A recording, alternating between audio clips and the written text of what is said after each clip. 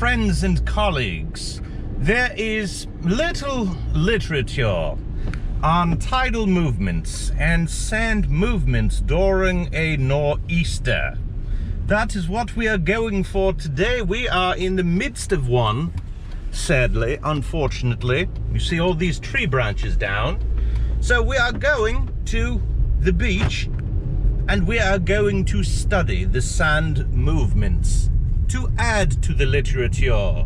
For the purpose of metal detecting, this knowledge can come in quite handy. Esteemed academic scholar Garrett Deus once wrote, "During nor'easters and big storms, you get push in from the sands that were on the ocean floor, the sands that were out of reach from metal detectorists during the summer months, unless if they go underwater with their detectors.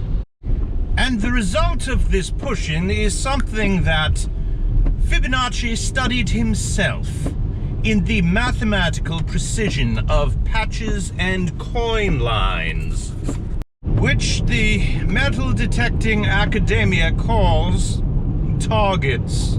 So as the constellations tease us with their symmetry above, the beach can have some form of symmetry through the push-in of the coins that once lied underwater. So a-hunting we go. And while hunting, I find it more normal to use a New York accent. So from this point on in the video, I'm going to be talking like this. I apologize for sounding like a simpleton. So listen to this wind. We're gonna have to perform surgery on a sock. Look at this. You're not gonna be able to hear me. You're not gonna like this video too much. So we're gonna try putting a sock over the microphone. If you don't like the sound of the wind, you should put a sock in it. Of my GoPro. Been out for 15 seconds. I'm already soaked. But I do this for science. This reminds me of a quote from the scholar Nokta Fisher, who said, in order to get the treasure, you must beat the other detectorists out to the good spots. So here's a nor'easter. I'm getting sandblasted. Ow. I think it's costing me some leg hair, but I'm happy to be here. Look over there. You can see the sand movement. Number one, I'm telling you, it's not just water that moves sand. It is also the wind. That is the most underestimated force on the beach. It will uncover all of the stuff in the dry. You know, if you see something like this down here, where you have the black sand and you know, it's being uncovered and the white sand is blowing away because that's lighter, you're going to get some surface finds around there. So this is actually a great day for surface finds. Teachable moment. That's a rogue wave. I just got hit by a rogue wave. Oh, here comes another. Let me move a little bit. That's not as rogue, but this one sure hit me. There's nothing like having wet trousers. Means you are doing a good job. First signal of the day, it's a 19.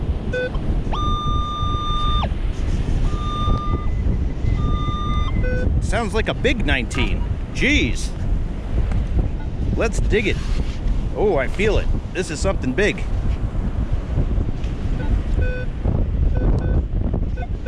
All right, I'll be back when I get it. There you have it, folks. Big objects moved in. We have a can that probably hasn't seen the beach in a long time. Here in my hands. How exciting! It's scientific. Ow, I am getting sandblasted. The scientific community calls this phenomena Silica Warp.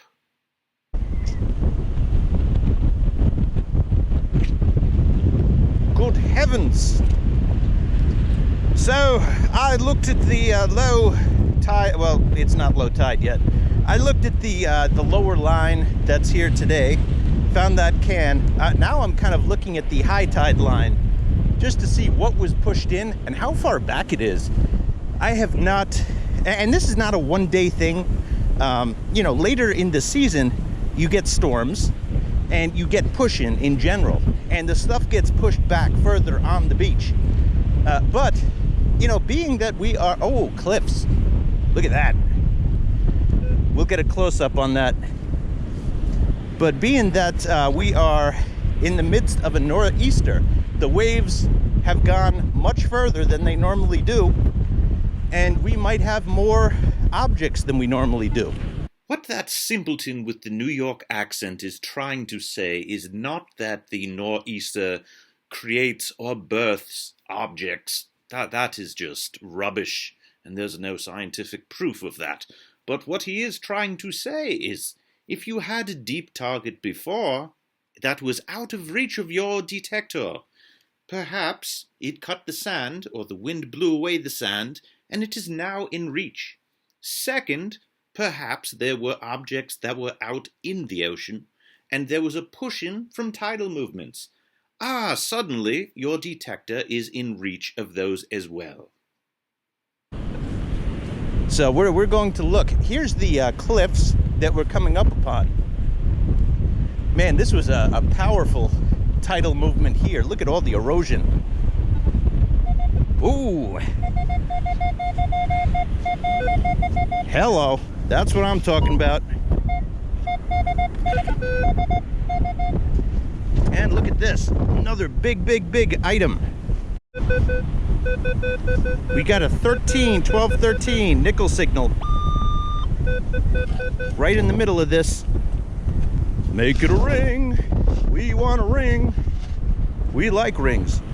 Oh, we got it in our scoop. How exciting.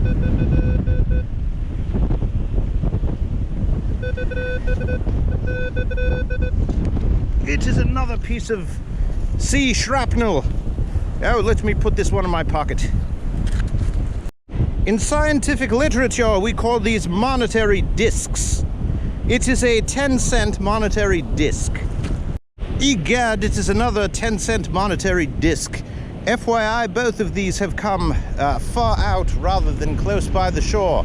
But I'm doing very narrow V shapes up and down the beach because I'm finding a lot of targets. And remember, my friends, V is for victory. Let us do one together. I walk from the high tide line and sweep and sweep and sweep down as far as we can go, looking for signals. And of course, because I'm on camera, we are not having any. For shame, for shame. And I usually go a little slower than this, just FYI. Let's go to my normal speed.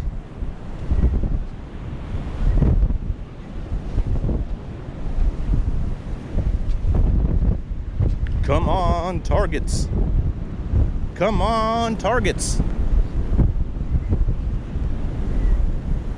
Here's the start of where I've been getting stuff, based on the signals over there. And look at all of this erosion over here, black sand over here. Oh. There we go. Whatever it is, it's deep. Let's recover it. It is a 5-cent monetary disc. Look at these lines here. This tells me that, not on every wave, but the sea kind of reached pretty far back. So where that erosion was over here, that's where the majority of the waves went. But there were a few that went perhaps to where my feet were standing. Gad, it is another 10-cent monetary disc. There we go. This is what I'm talking about. All right, ring number 1. Okay, this is pretty brutal. So, the scientific scholar Metal Detectorists says, wait until the nor'easter is over. I got my ring. I'm happy about that. I see my lens is a mess, and I don't even know if you can hear me. So, I'm gonna head home. No, I'm not gonna head home. I'm gonna head to Taco Bell or Chipotle, and then I'm gonna head. No, I'm gonna head home first. I'm gonna get dry. Then I'm gonna celebrate. Okay. Metal detecting in such weather would not be dignified. And I'm a dignified person, sometimes. Oh, how handy a foot wash. Thanks, God. The things I do for YouTube. Better hit that subscribe button and the bell, please.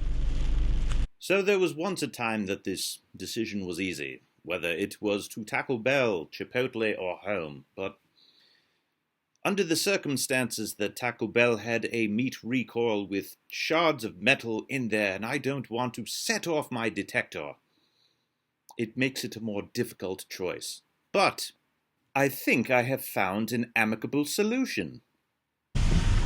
Old habits die hard.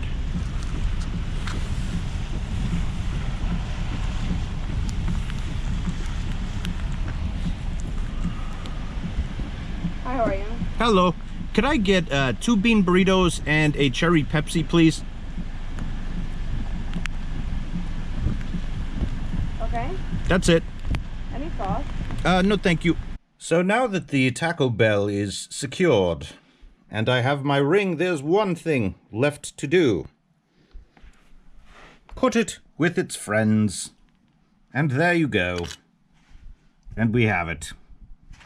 I bid you adieu until next time. Thank you for watching. So just to be clear, the second that it stops raining, oh, you better believe I'm going back. These are amazing, amazing conditions right now to find rings. So if you're on the East Coast, especially the Northeast, you should be out with the remainder of this weekend and whenever you can during the week. This is what you look for. This is the first real storm pushing that we've gotten, at least here in New York. So get out there. Happy hunting, everybody.